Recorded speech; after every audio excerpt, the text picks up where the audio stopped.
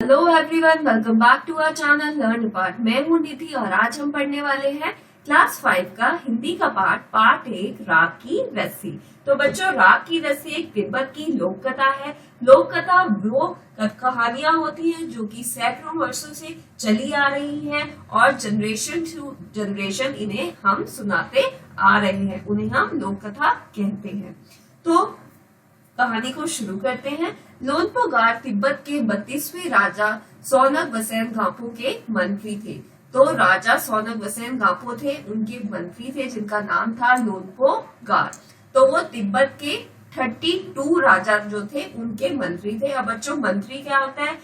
मंत्री वो होते हैं जो कि राजा को सजेशंस देते हैं, मंत्री कहते हैं। वो ये अपनी चालाकी, तो लोनपो गार अपनी चालाकी और हाजिर जवाबी के लिए दूर दूर तक मशहूर थे। वो बहुत चालाक थे, चतुर थे और हाजिर जवाब थे, मतलब वो तुरंत जवाब देने में बहुत ही माहिर थे। उनकी ये कला दूर दूर तक मशहूर थी।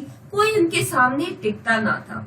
चैन से जिंदगी चल रही थी, मतलब उनका जीवन आराम से चल रहा था। मगर जब से उनका बेटा बड़ा हुआ था, उनके लिए चिंता का विषय बना हुआ था। जब से उन्हें टेंशन हो रही थी, कारण यह था कि वह बहुत भोला था। तो उनका बेटा बहुत ही भोला था, उसे कुछ दीन दुनिया का कुछ नहीं पता था और होशियारी तो उसे छूकर भी नहीं गई थी। मतलब वो बिल्कुल भी होशियार नहीं था, वो भोला भाला सा एक इंसान था। लोनपो गार ने सोचा, मेरा बेटा बहुत सीधा साधा है, मेरे बाद इसका काम कैसे चलेगा? तो लोनपो गार के लिए चिंता का विषय था। तो लोनपो गार ने सोचा, मेरा बेटा तो बहुत सीधा साधा है, तो आगे चल के ये कैसे काम संभालेगा सारी चीजों को? ठीक है, इसे तो कोई ही भी बेवकूफ बना सकता है, ये तो किसी की बातों में भी आ जाएगा। तो इसे क्या करना पड़ेगा? इसे होशियार बनाना पड़ेगा। तो लोनपो गार ने एक तरकीब सोची। लोनपो गार ने अपने बेटे को एक टास्क दिया कि तुम ये करो, ताकि ऐसे छोटे छोटे टास्क करके उसमें होशियारी थोड़ी तो आए। एक दिन लोनपो गार ने अपने बेटे को 100 भेड़े देते हुए कहा, तुम इन्हें लेकर शहर जाओ। तो लोनपो गार ने अपने बेटे को एक टास्क दिया, एक काम दिया कि ये 100 भेड़े हैं और तुम इन्हें लेकर शहर जाओ, लेकिन तुम्हें इन्हें ना तो मारना है ना ही बेचना है। इन्हें वापस लाना है किसके साथ? 100 जौ के बोरों के साथ। अब जौ क्या होता है बच्चों? जैसे गेहूं एक अन्न है हमारा, ऐसे जौ भी एक अन्न है जो कि आटे में मिलाया जाता है, तो वो जौ होता है।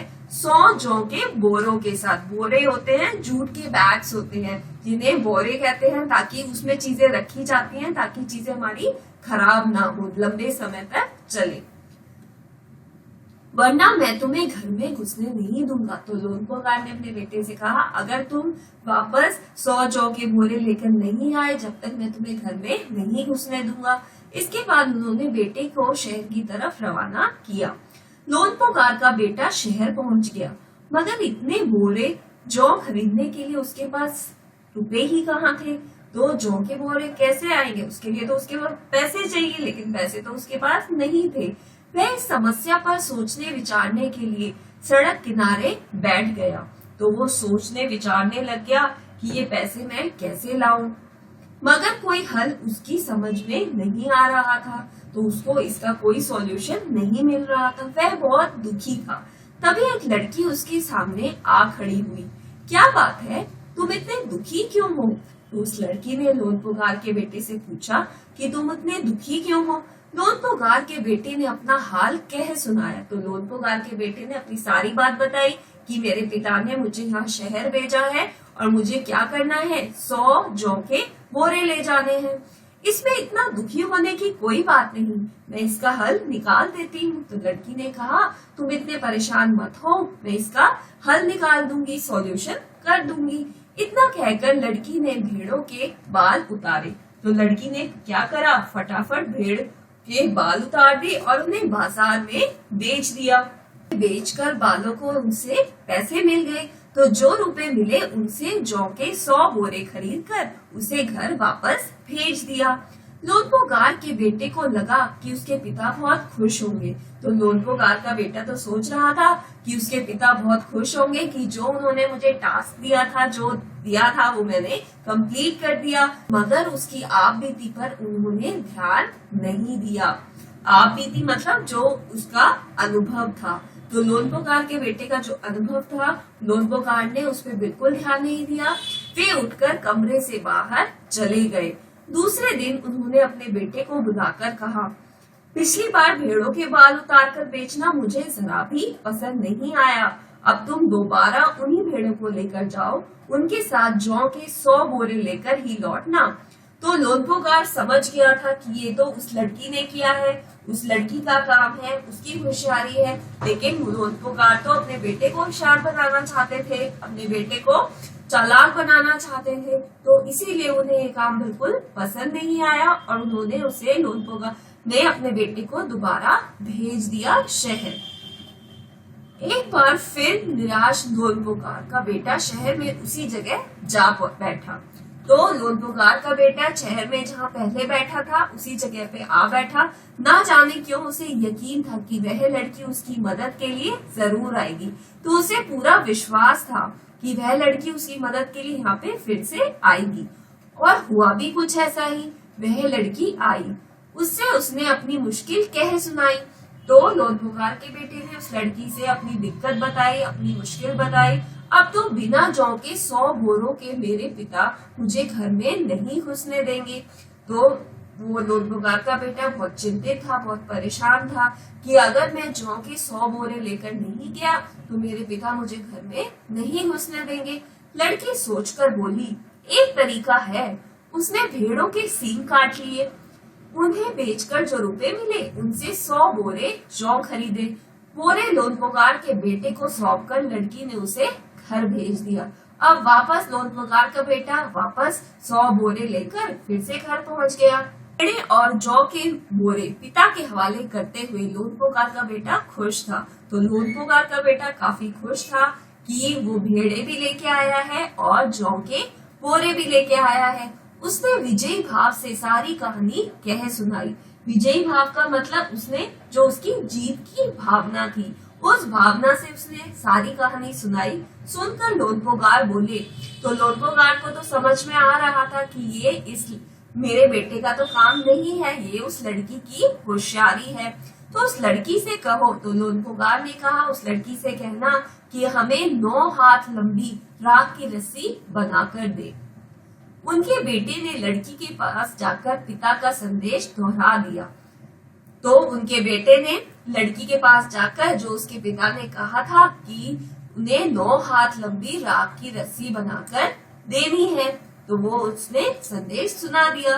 लड़की ने एक शर्त रखी। तो लड़की ने एक शर्त रखी कि मैं रस्सी बना तो दूंगी मगर तुम्हारे पिता को वह गले में पहननी होगी। तो लड़की ने कहा, मैं रस्सी तो जरूर बना दूंगी लेकिन तुम्हारे पिता को वो गले में पहननी पड़ेगी। लोनपोगार ने सोचा। तो लोनपोगार ने सोचा कि ऐसी रस्सी बनाना तो असंभव ही है, ये तो बहुत ही इम्पॉसिबल काम है। तो इसीलिए उन्होंने लड़की की शर्त मंजूर कर ली। अगले दिन लड़की ने 9 हाथ लंबी रस्सी ली। तो लड़की ने क्या करा, एक 9 हाथ लंबी रस्सी ले ली और उसे पत्थर के सिल पर रखा और जला दिया। तो बच्चों, पत्थर का सिल होता है जो पहले लोग मसाला पीसने के लिए यूज करा करते थे, वो पत्थर का सिल होता है। तो लड़की ने क्या करा, ये जैसे पत्थर का सिल है तो पत्थर के सिल पे यहाँ पे उसने रस्सी रख दी।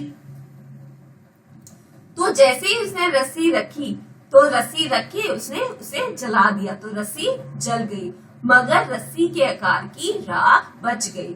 तो क्या हुआ, तो जैसे ही रस्सी जली तो जहां जहां रस्सी थी वहां वहां ऐसी ही एक राख की लाइन बन गई। जैसे जैसे रस्सी थी जहां जहां, तो ये क्या हो गया, राख की रस्सी हो गई। इसे वह सिल समेत, तो अब इस रस्सी को उठा तो सकते नहीं थे क्योंकि ये तो राख है। तो वो सिल के साथ ही लोनपोगार के पास ले गई और उसे पहनने के लिए, और लड़की ने लोनपोगार से कहा कि आप इसे अब पहनिए। लोनपोगार रस्सी देखकर चकित रह गए। तो लोनपोगार बहुत हैरान हो गए वह जानते थे कि राख की रस्सी को गले में पहनना तो दूर, उठाना भी मुश्किल है। तो बच्चों राख हम उठा थोड़ी ना सकते हैं, वो तो हाथ में ही नहीं आएगी, तो हाथ लगाते ही वह टूट जाएगी। तो लड़की की समझदारी के सामने उनकी अपनी चालाकी धरी रह गई। तो बच्चों लोनपोगार तो खुद बहुत होशियार थे, बहुत ही शातिर थे, हाजिर जवाबी थे, लेकिन लड़की की समझदारी के सामने उनकी चालाकी धरी की धरी रह गई।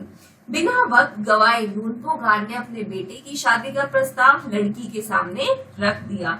तो उन्होंने बिल्कुल देरी नहीं की, तो लोनपोगार ने अपने बेटे की शादी का प्रस्ताव किसी लड़की के सामने रख दिया और अपने बेटे की धूमधाम से शादी करी।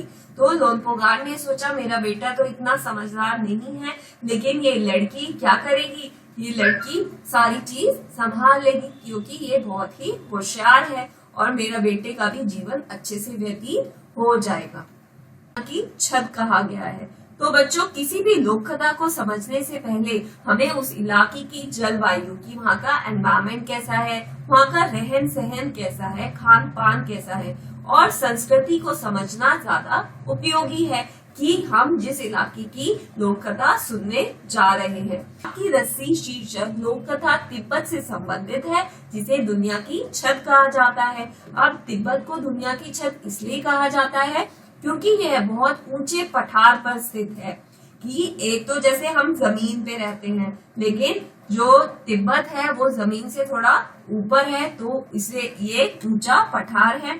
तो पठार जमीन के ऐसे भाग को कहते हैं जो मैदान से ऊंचा और पहाड़ से नीचे होता है। तो ये पहाड़ पे तो नहीं है, पहाड़ से नीचे है और मैदान से ऊपर है। तो तिब्बत के पठार पर खड़े हैं ऊंचे ऊंचे पहाड़ जो हिमालय का हिस्सा है। तो पहाड़ खड़े हुए हैं तिब्बत के पठार के चारों ओर, और पहाड़ों की क्या खासियत है, यह कई रंग के हैं, भूरे, लाल, पीले, बैंगनी, गुलाबी, गेरुए और हरे। ठीक वैसे ही जैसे छोटा बच्चा अपने चित्र में मनचाहे रंग भर देता है। जब इन पहाड़ों पे सूरज की किरणें पड़ती हैं तो ये और भी अनोखे रंग में चमक उठते हैं। तिब्बत की हवा में नमी बहुत कम है, यहाँ पे क्या है, ह्यूमिडिटी, बिल्कुल एनवायरमेंट में नमी नहीं है, बहुत ही ड्राई एनवायरमेंट है, और इसी वजह से यहाँ बरसात या बर्फबारी मतलब बर्फ की बारिश बहुत कम होती है। खुश्क मौसम में पेड़ पौधे बहुत नहीं होते हैं, और तिब्बत का पूर्वी भाग ही ऐसा है जहाँ घने जंगल पाए जाते हैं। तो एक ही भाग ऐसा है जहाँ पे थोड़े बहुत घने जंगल है, और इन जंगलों में पेड़ पौधे, पशु पक्षियों की दुर्लभ किस्में मिलती हैं। तिब्बत की मिट्टी कहीं रेतीली है, कहीं लाल पीली तो कहीं काली। तो तिब्बत में लगभग 1500 झीलें हैं। ये झीलें बनती हैं पहाड़ों की बर्फ पिघलने से। इनमें मानसरोवर झील का बहुत नाम है, यहीं से सांगपो यानी ब्रह्मपुत्र नदी निकलती है। तो ब्रह्मपुत्र नदी को तिब्बत में सांगपो कहा जाता है। काफी ऊंचाई पर बसा होने के कारण तिब्बत बहुत ठंडा प्रदेश है। तो ऊंचाई पे बसा है इसलिए बहुत ठंडा है, और यहाँ की सर्दी का हाल मत पूछो, ऐसा लगता है जैसे किसी ने फ्रिज में डाल दिया हो, और ऊपर से ठंडी ठंडी तेज हवाएं। तो बच्चों यहाँ पे हमारा ये पार्ट खत्म होता है। तो अगर आपको वीडियो अच्छा लगा है तो लाइक कर दीजिए और ज्यादा से ज्यादा अपने दोस्तों के साथ शेयर करिए। नेक्स्ट पार्ट में हम देखेंगे इसके प्रश्न उत्तर राख की रस्सी के।